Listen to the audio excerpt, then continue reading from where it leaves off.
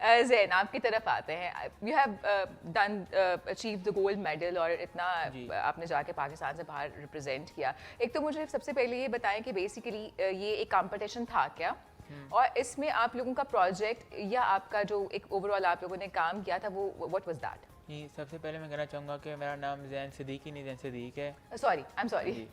तो बेसिकली ये इसका नाम था कोपर्निकस ओलंपियाड। ओके ये हुआ था ह्यूस्टन टेक्सास में हुआ था। ओके तो इसमें बहुत से कॉम्पिटिशन्स थे, फिजिक्स, एस्ट्रोनॉमी, नेचुरल साइंस वगैरह। और इनको डिवाइड किया था कैटेगरीज में। कैटेगरी 1 थी, कैटेगरी 2 और कैटेगरी 3।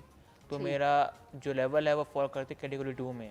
ओके तो ये हम सबसे पहले लाहौर से दुआ गए थे, फिर दुआ से हीथ्रो, फिर हीथ्रो से ह्यूस्टन। ठीक है। तो ये कोई 30 घंटे का हमारा ट्रैवल था। उसमें हम वहाँ पहुँचे थे और ये हमारा होटल का स्टे था। होटल का नाम था डबल ट्री होटल। ठीक है, तो ये ऐसे सारा इंतज़ाम हुआ था।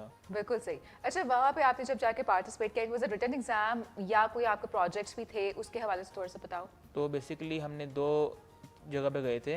एक था नेचुरल म्यूज़ियम, साइंस म्यूज़ियम था ठीक ह्यूस्टन है। टेक्सास, और हम गए थे नासा का जॉनसन स्पेस स्टेशन था। तो उसके वाले से क्वेश्चन आए थे। बेसिकली पेपर में 25 क्वेश्चन थे, 20 एमसीक्यूज थे और 5 न्यूमेरिक्स थे। ठीक है।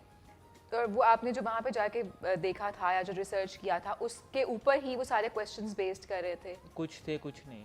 अच्छा, कुछ लाइक जनरली उन्होंने पूछे हुए थे रिगार्डिंग साइंसेस। हाँ जी। ठीक है, और उसमें you have one the gold medal, congratulations. And जब आपको वो बात है कि एक गोल्ड मेडल मिलता है या आपको कहीं भी पाकिस्तान से बाहर इतनी बड़ी अचीवमेंट मिलती है, सो वो जो एक खुशी होती है उसको एक्सप्लेन करें। ये तो बेसिकली आगे बताना चलूँ, गोल्ड मेडल मिला, साथ में एब्सोल्यूट विनर भी हूँ Yeah. फर्स्ट। तो पहले तो हैरानगी रही थी, पहले थोड़ा शौक रहा था क्योंकि ना ब्रॉन्ज से नाम नहीं आया था, Okay. सिल्वर नाम नहीं आया था।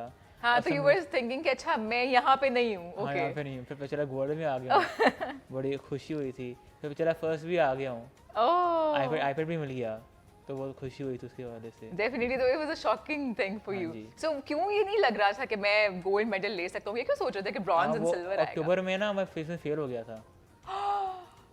सीरियसली?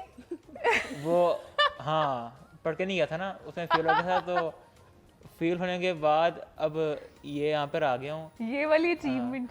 तो इसीलिए कहते हैं कि an action has an opposite reaction होता है ना, हाँ, तो वही हुआ है। Very nice. अच्छा, ये तो बहुत ही इंटरेस्टिंग बात है कि कुछ अरसा पहले फिजिक्स में फेल हुए बट वहीं पे जाके फिजिक्स में गोल्ड मेडल लेकर आए।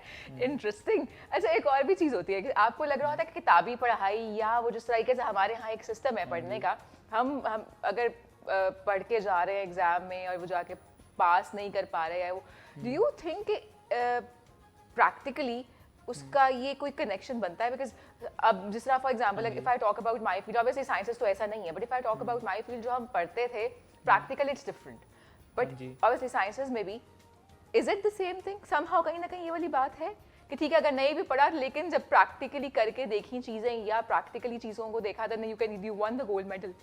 हाँ जी, प्रैक्टिकली थोड़ा आपको सारा समझ आता है कि चीज़ें कैसे काम कैसे कर रही हैं, क्योंकि किताब पढ़ पढ़ के बंदा बोर हो जाता हाँ है। ना।